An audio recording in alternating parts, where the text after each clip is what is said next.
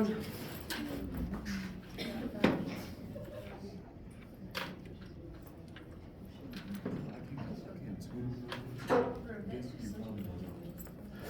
How y'all doing today?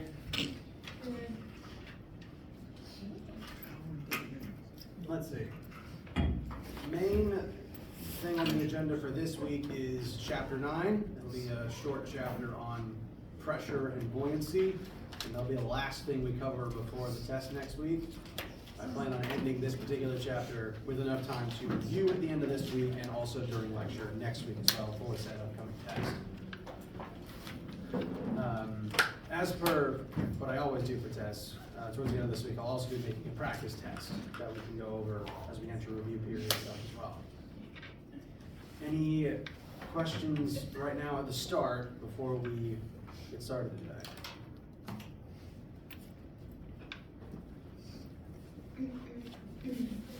I thought that there was already a practice test for space.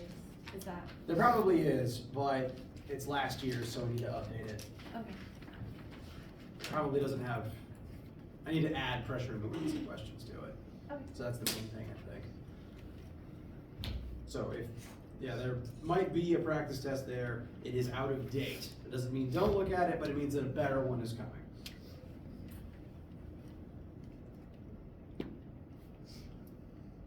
Anything else on your minds right now? All right.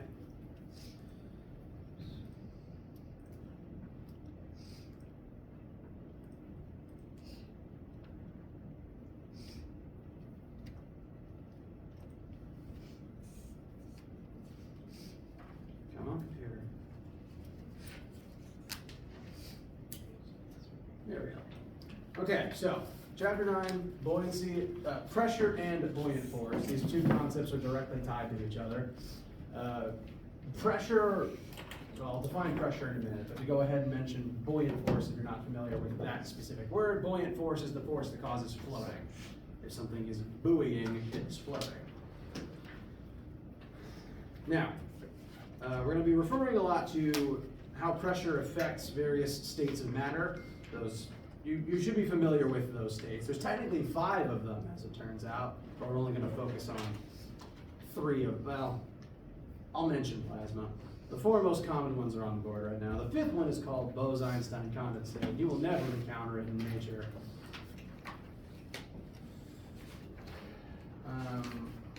On Earth, you deal mostly with the first 3, solid, liquid, gas, but technically plasma is the most common state in the entire universe since it makes up the bodies of most stars.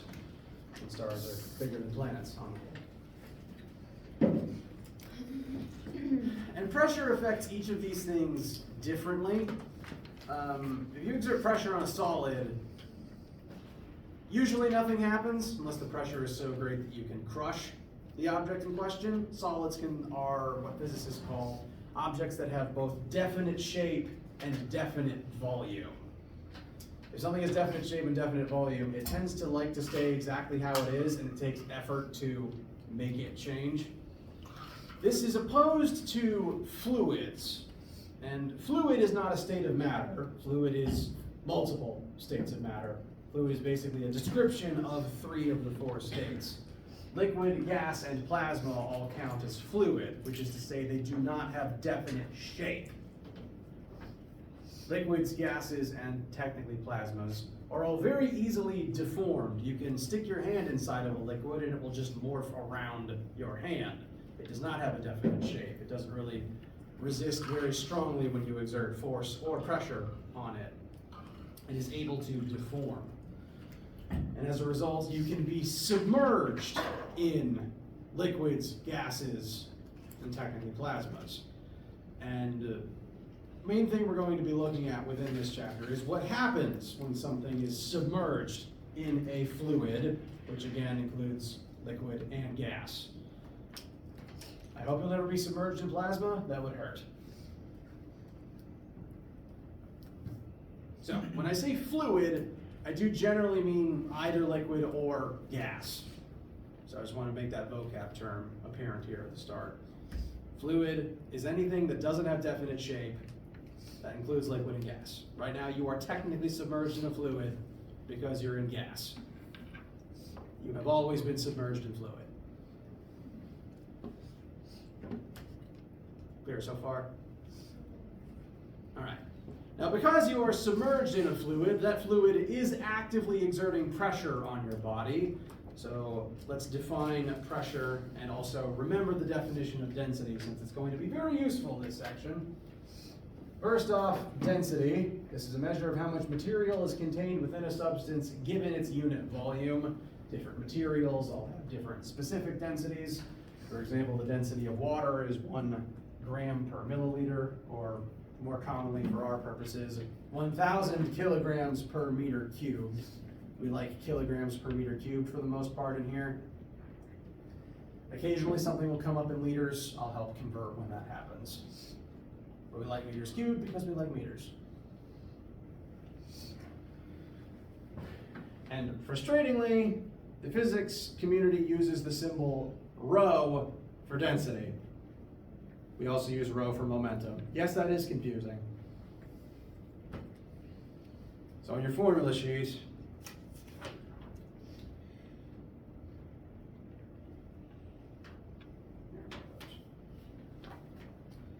there's a formula for pressure right here. Where's Buoyant force?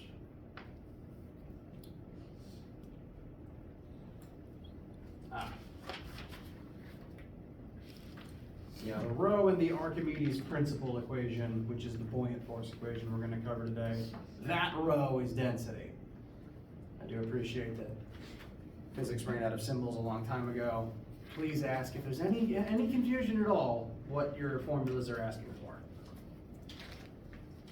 Now, the main thing that we're going to be looking at today is pressure. So, new physics, the vocab word. The formula is on screen. Pressure is defined as force exerted over an area. When you hear the word pressure in normal English vernacular, what sorts of images come to mind?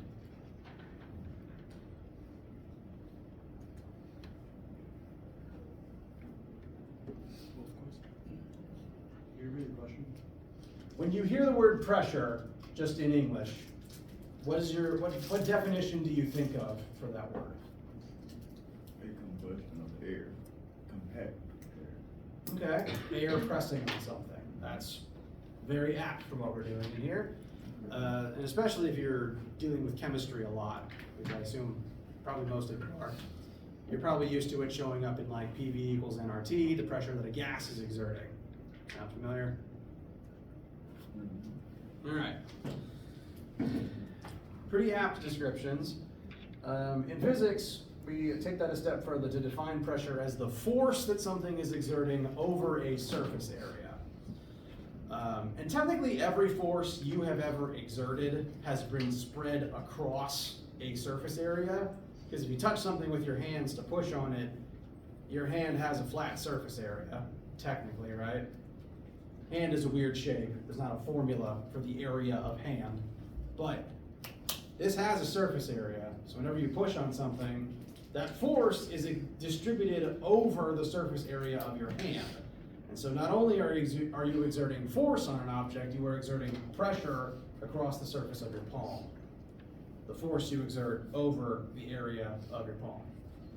And fluids, like liquids and gases, do the same thing. The pressure that, say, the air around you is exerting on your body is exerting a force across the surface area of your body.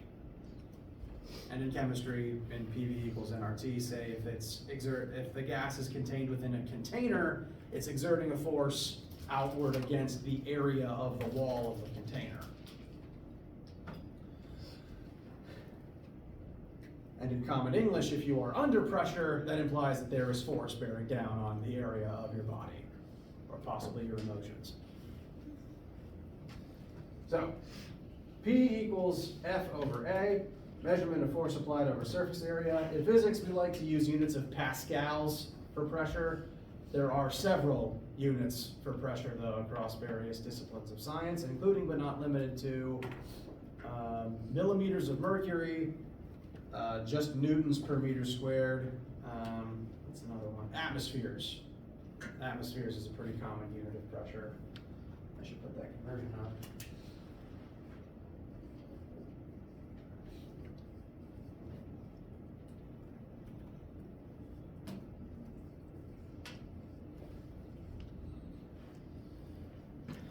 If you're familiar with using the unit of atmospheres for pressure, 1 atmosphere is the amount of pressure that the literal atmosphere does exert on Earth's surface, and that converts to 101,325 pascals. 1 pascal is 1 Newton of force spread over a 1 meter squared surface area, which is not a lot. 1 pascal is teeny tiny.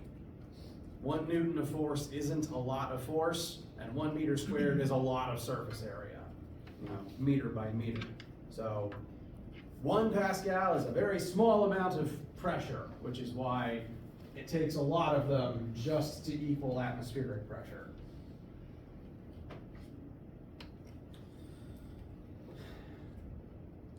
Questions so far?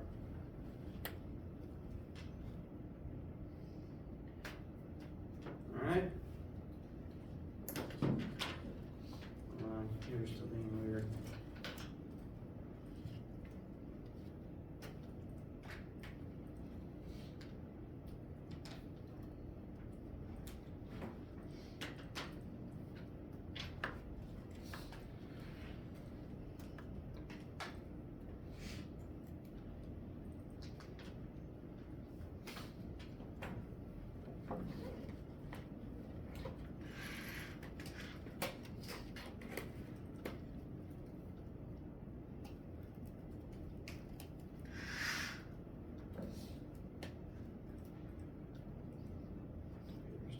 Very weird.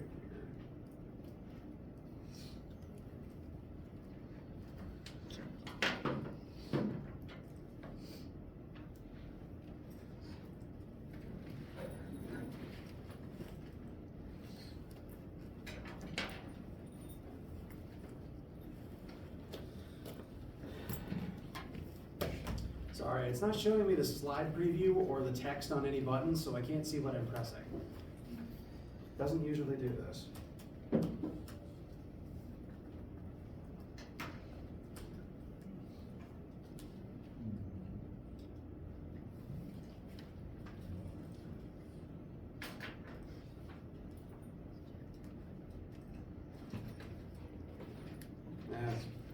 Yeah, that's better.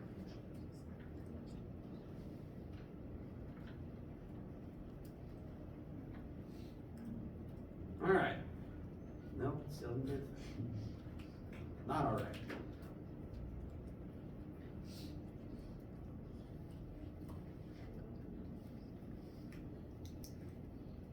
There we go. All right. Quick practice / context building for just the use of P equals FA. To start with, let's say that you are going to push on something with the palm of your hand.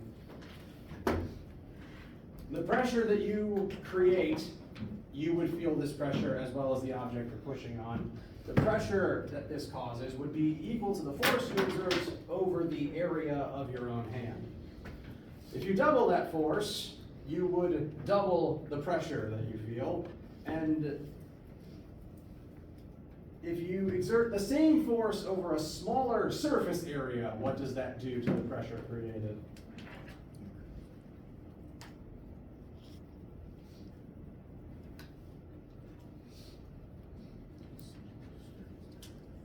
Same force, but smaller area, what happens to pressure? There's more. Correct. Same force over smaller area would increase the pressure. Say if you cut area in half, the pressure would double even if it's the same force. Interestingly, this ties into human perception of pain, among other things, because the nerve endings in your skin aren't very good at measuring force. What your nerves measure is pressure. Because every single force you've ever felt is applied over a surface area, right? As long as it's a contact force from something touching you, there is a certain surface area of contact, and that force is distributed over that area. So your brain can't really separate the force from the area. So what your nerves detect really is pressure, and it's high pressures that cause pain. Compare the amount of force I exert when I just place my own hand on my arm, compared to the amount of force, say, it takes you to get a shot at the doctor. Needles are very good at their job. It doesn't take a lot of force to actually get the shot, but the area of the needle is teeny tiny, right? So, a typical amount of force over next to microscopic tip of the needle creates a lot of pressure, and that's what actually breaks the skin to cause the injection. This is why throughout human history, most weapons have teeny tiny surface areas on their edges. You sharpen something to drive down its surface area and increase the pressure it exerts. So swords, axes, needles, they all have edges to drive down surface area, increase pressure per amount of force. Make sense? All right. Next thought. Once again, standard sea level air pressure is 101,325 pascals. So that is currently the amount of pressure you are under right now, at least from the air, not factoring in like classwork and stuff, pressure. 1 Pascal is defined as 1 Newton of force applied over a 1 meter squared surface area. So, if a sample human being has a surface area of 2 meters squared, a human being is not a standard geometric shape, but you do have a flat surface area. How much force acts on this person's body just from the air around them?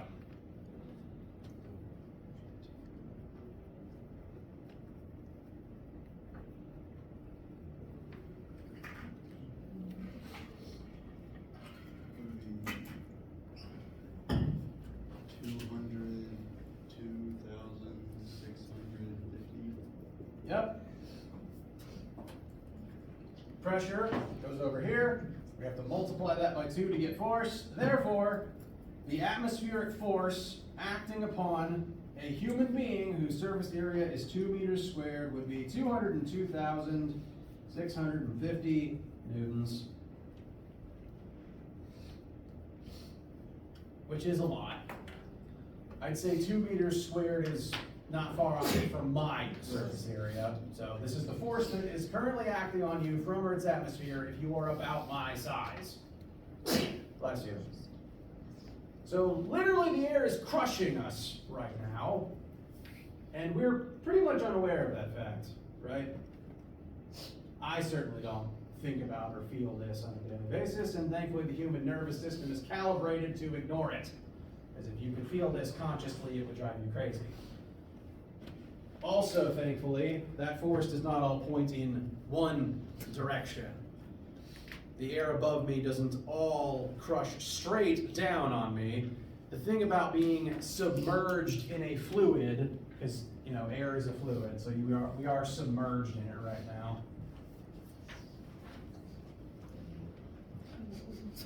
This is a very interesting human. We are submerged in the fluid right now, and the thing about pressure is it's always perpendicular to the surface area it is acting on. So air pressure on the flat ground tends to point straight down. Air pressure on the side of a building actually presses inward. So it's always kind of like normal force, perpendicular to the surface it's acting on. If you think again about your own palm, if you push this way, the surface area of the palm is vertically oriented. So force goes that way, area this way, still perpendicular. So it's like normal force all over again. And the thing about humans is,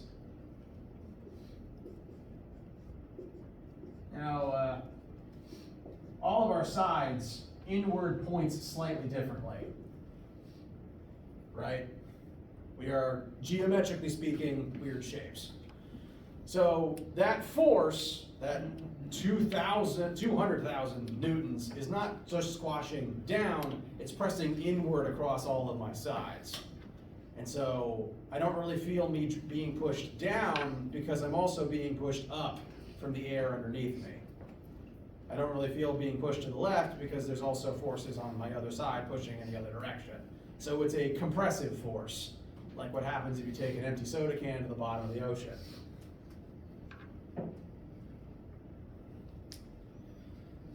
Our bodies are designed to constantly be squished like this, like a weighted blanket, so we don't notice it. And we kind of need it to survive, since we're designed to live in Earth atmosphere. If we leave it, we explode.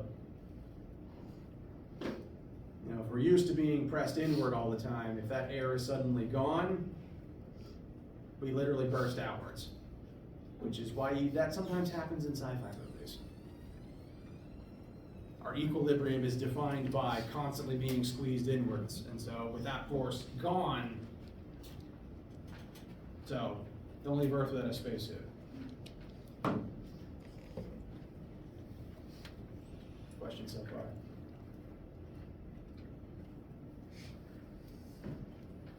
Okay.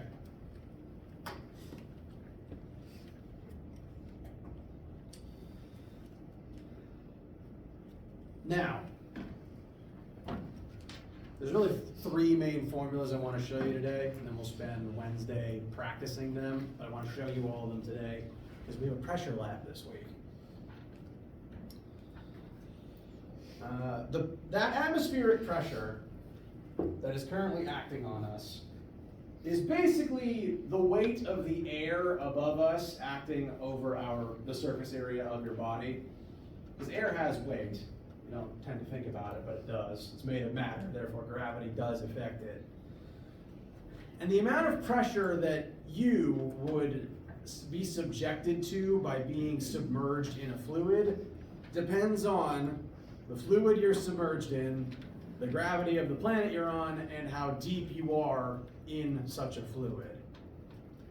If you think about water pressure,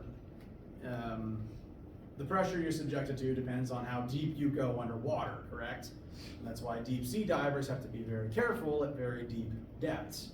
But if you're just jumping into a pool, you don't really feel it in the shallow end. It's only when you go if you somehow get your head to the bottom of the 12-foot zone, that's when you start feeling the pressure on your ears, right? It's because pressure is tied directly to depth.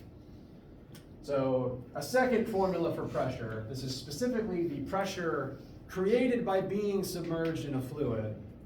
That's equal to the density of the fluid times the gravity, the acceleration of gravity on this planet, times its h in the same way that GPE is kind of the h in GPE is height above, rewind.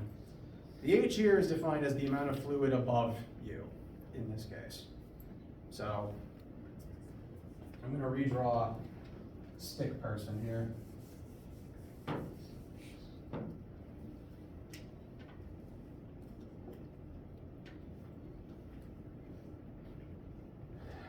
This is a not scale drawing of us on planet Earth. And technically, on all sides, we are surrounded by an ocean of atmosphere being pulled to the planet by Earth's gravity. This is why planets with weak gravity don't have atmosphere, like the moon. And right now, there is a column of air above this person's head, just at all times. And the height of that column, basically from us to the edge of the atmosphere, tells us the amount of air above our heads, and the weight of that air is literally crushing us, creating that air pressure.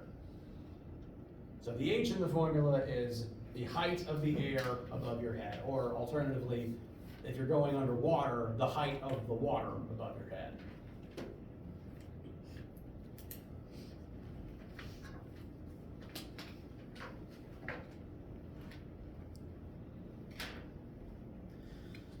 So if you go deeper within a fluid, you do get more pressure. Again, that's why there's more pressure at the bottom of the ocean. But it's also why air level and atmospheric pressure gets thinner the higher up you go. Because if you're up here, H is smaller, less air pressure, but also less air. also like planes have a hard time flying at high altitude, well, you need rockets to get into space. The air is too thin to create the pressure needed for flight, at least using like wings. So an airplane without rockets can't leave the atmosphere.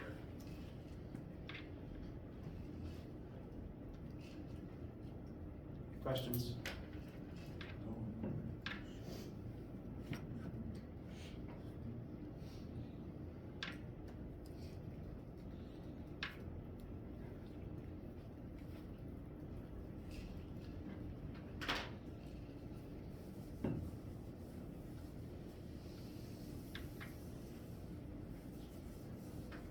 Just gonna put the formula up real quick so we can practice it.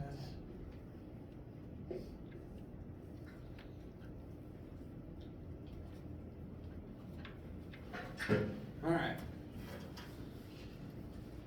So let's real quick look at water pressure, because that's easier to feel than air pressure, typically speaking. Let's say that we are diving 3 meters below water, which is to say that our head is 3 meters below water.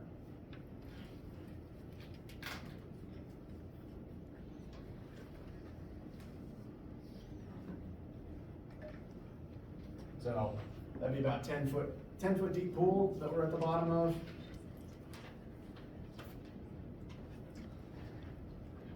Let us calculate the water pressure at that depth. Pressure that any fluid exerts when you are submerged in it depends on the density of the fluid, gravity of your planet, and the height of fluid above your head. So the water, we like kilograms per meter cubed again, and the density of water in kg per meter cubed is 1,000. A meter cubed is a lot of space, and you can fit a lot of very heavy water in that, so 1,000 kg per meter cubed. Gravity is 9.8 on Earth. Height, 3 meters of water above our heads. And so the water pressure at 3 meters deep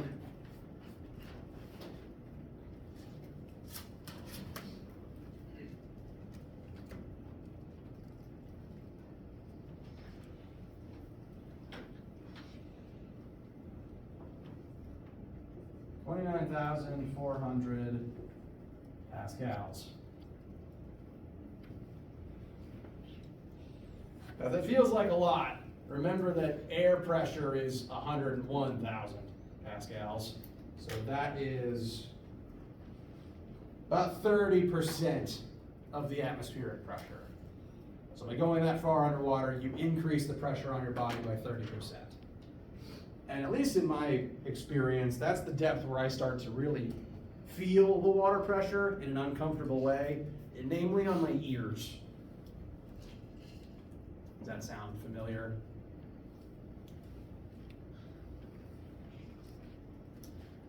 I would say that your ear is the part of your body that is most sensitive to pressure, and that's by design. It's because you hear sound based on pressure waves. So the ear is meant to be sensitive to pressure.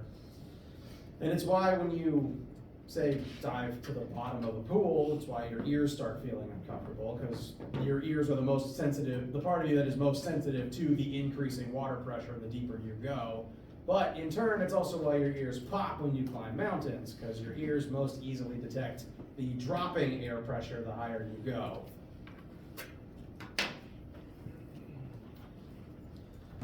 Speaking of eardrums, did you know that they tend to have a surface, that's supposed to be an area, that's supposed to say meters squared, apologies.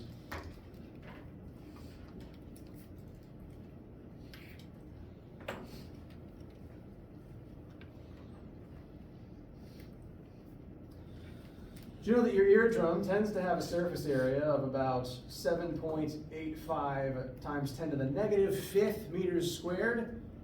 It is a flat area. It's like, the surface of a drum. And that means we can figure out the pressure the water is exerting on your ear, the force the water is exerting on your ear, if we know the eardrum surface area. So, pressure from the water. We know now that pressure is force over area. So if the water,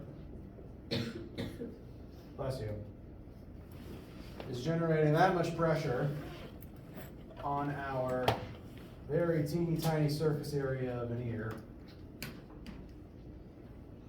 we can figure out how much force is literally being driven into your eardrum by the water.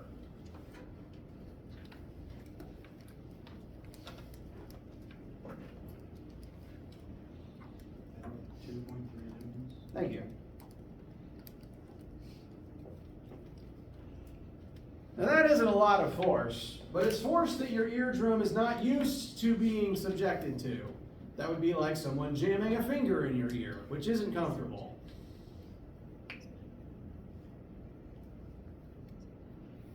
And the deeper you go, the worse it gets.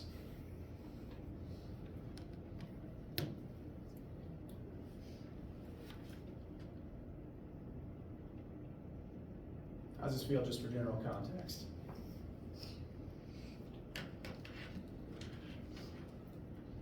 All right. Now, again, main goal of today is looking at these main 3 formulas we're going to use for pressure so that they can be used for lab, and we will practice them both in lab and throughout the week. The last notion for today is going to be how to calculate buoyant force. This is the force that causes floating. And the reason why we float in fluids is, I think, pretty interesting. We're going to take a cube and we're going to dump it underwater. So water level rises.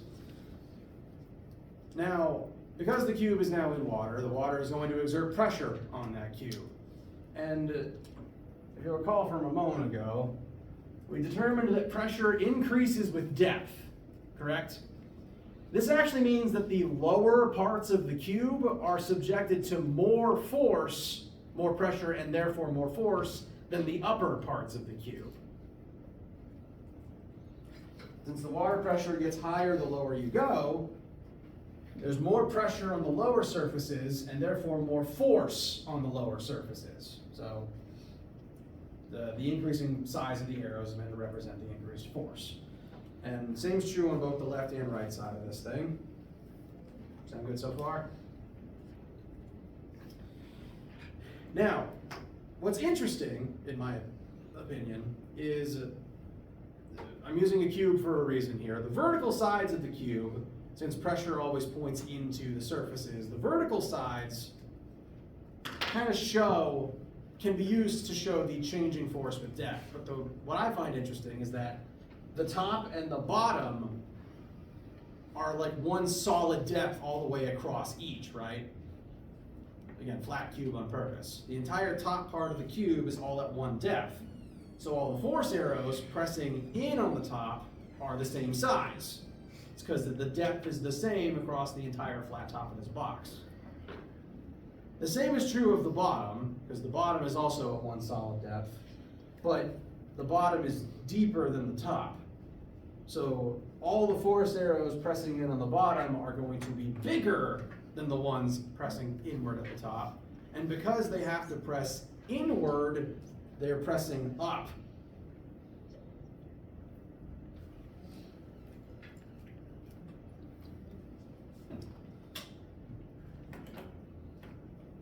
And all of these forces are going to add together to create a net force upwards. The left and right forces are going to cancel out because they're the same size, keeping pace with each other all the way down.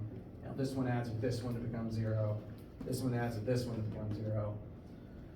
But all the downward pointing forces on the top are smaller than all the upward pointing forces on the bottom. And so the net force created by the water pressure points up. There is still force pressing in on all sides, but there's just more of it pressing in and up on the bottom than there is on the top because there's just more pressure on the lower parts of the object. This is buoyant force. The net force from the fluid that ends up pushing upwards because the pressure is stronger at the bottom of the object.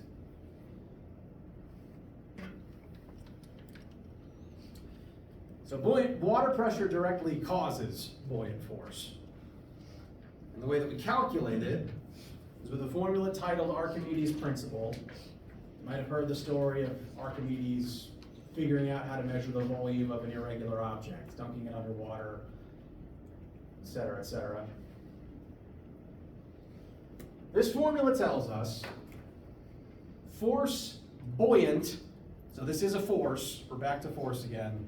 It's very specifically though, buoyant force, meaning the force a fluid exerts when you are submerged in it. Buoyant force is equal to the density of the fluid you are submerged in. So if you're going underwater, this is the water's density, not your density, times your volume, because your volume is what's pushing water out of the way, and also times g once again, because as it turns out, the gravity of a planet affects how buoyant you are on that planet. This is because, generally speaking, when you get into water and your body is pushing water out of the way, because you occupy volume. If you're in the pool, you are now taking up space that the water can't be in. When you get in the pool, you are pushing water out of the way.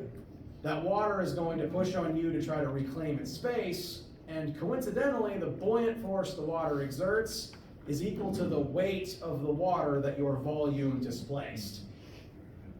And that's why G is in the formula.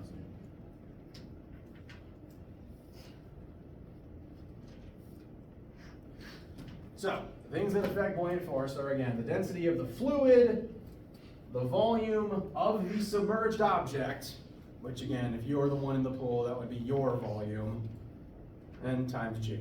And this tells you the buoyant force, just the force upwards. That's not the net force, because gravity still exists. This is just the amount of force pressing up. In order to actually successfully float, this has to give you a number that is at least equal to your weight. Because your own weight is separate from this number. If your weight is bigger than this number, you still sink. If this number is bigger than your weight, you will rise up until they equalize. But this formula is the secret to floating. You just need to make sure that this force is equal to or greater than your weight.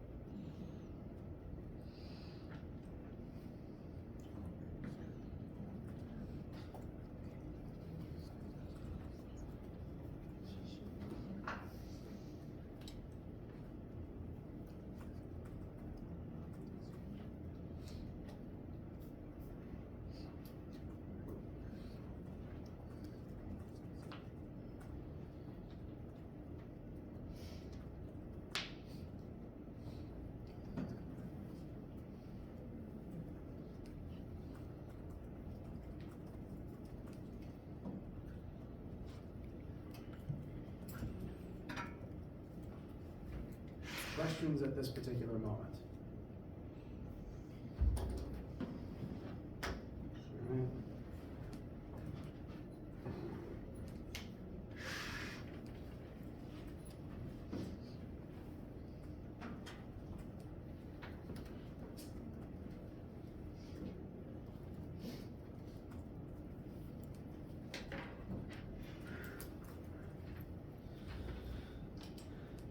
Just rewriting something.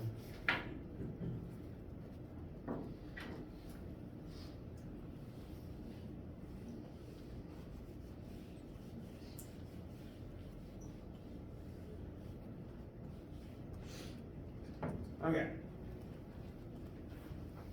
Let's practice this just one quick time before we break for the day.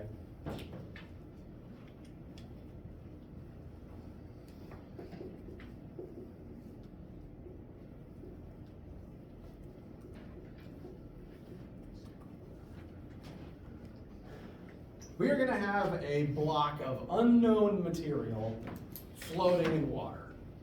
This block has a volume of 5 meters cubed. It's a pretty big object, but it's currently half sticking out of the water.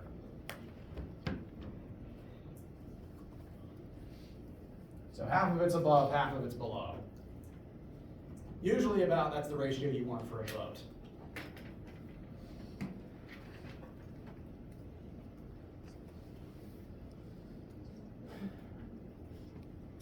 Assuming the density of water is 1,000 kilograms per meter cubed, we will now determine, 1, what is the buoyant force acting on this particular object? FB, force buoyant, equals density of the fluid times the volume of the submerged object times G. So, water, and again, the fluid density is what determines this, not the cube. We don't know the cube's density yet, and that's fine, because the fluid generates the buoyant force, so the fluid's density lives here. Volume of the object. Are we going to put in 5 meters cubed? No. Why? Submerged. Only half of it is submerged. That means only half of it is actively pressing water out of the way. So, half of that volume, 2.5. And once again, strength of gravity on this planet.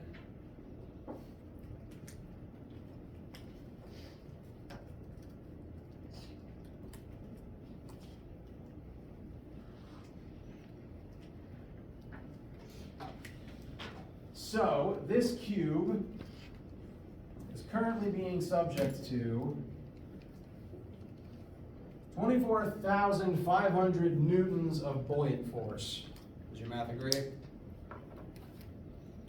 Now that's a lot of force, but it takes a lot of force to make a big thing float. Note that this force would increase if the entire object was underwater. Have you ever played that game where you take a beach ball and try to shove the whole thing underwater, and you have to actively hold it there, and when you let go, it rockets upwards?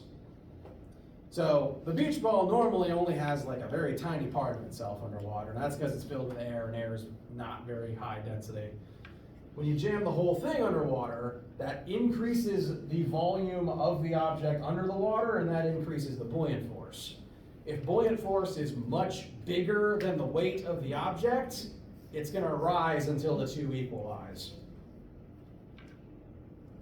So that's why the beach ball rockets up to the surface. It's also why submarines rise. They're able to control their average density and manipulate it such that the net buoyant force is greater than their weight and they rise to the surface. So, this is the buoyant force acting on the object. Next question, what must this thing weigh in this situation? Equal to or less than? Yeah, right now, if it is currently floating on the surface with this buoyant force acting on it, its weight must be the same number. So look back at Newton's second law real quick. Net force equals ma. Is this mass accelerating if it's just floating on the surface? No. So net force is 0. That means that the two forces present here, gravity down and buoyant force up, must add up to 0, which means they must be equal and opposite. So if you are actively floating, head out of the water, able to breathe, not doing anything, the buoyant force on you is currently equal to your weight with how much of you is under the water's surface.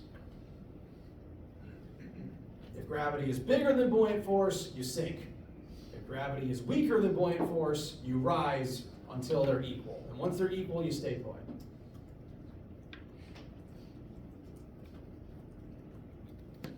Make sense so far? All right. So with that said, gravity must be negative 24,500, which means we can figure out the mass of this thing and therefore its density.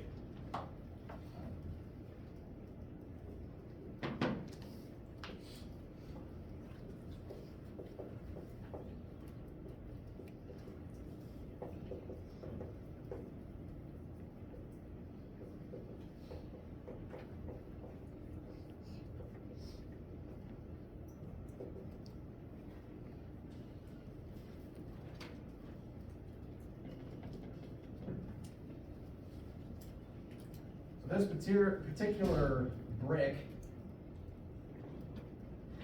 has a mass of about 2,500 kilograms, which is an SUV, a truck. So it's not light, it's just also not very dense. And since we know its mass and its volume, we can confirm that its density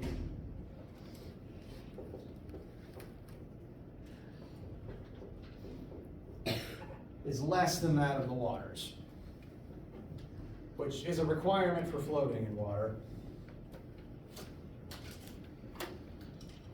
It's the fluid density that lives in this formula, but another good comparison to determine if something's going to float or not is just comparing the density of the two materials. Things float if they are submerged in a fluid that is more dense than they are, and that is why we do not float in air. Technically, you are submerged in a fluid right now, and the air is actually exerting buoyant force on your body. It's just not a lot, because air's density is teeny tiny. But technically, there is a buoyant force upwards on you, and technically you'd weigh slightly more if it wasn't there. So, today was a little fast-paced. Main goal was looking at all the formulas, and we're going to practice them in lab on Wednesday. Feel all right? Any questions? Can you post this on Thursday? Yes, this is an updated version I will be posting. Thanks. Bring these notes to lab whenever you have it. Let me know if you need anything, and have a great day.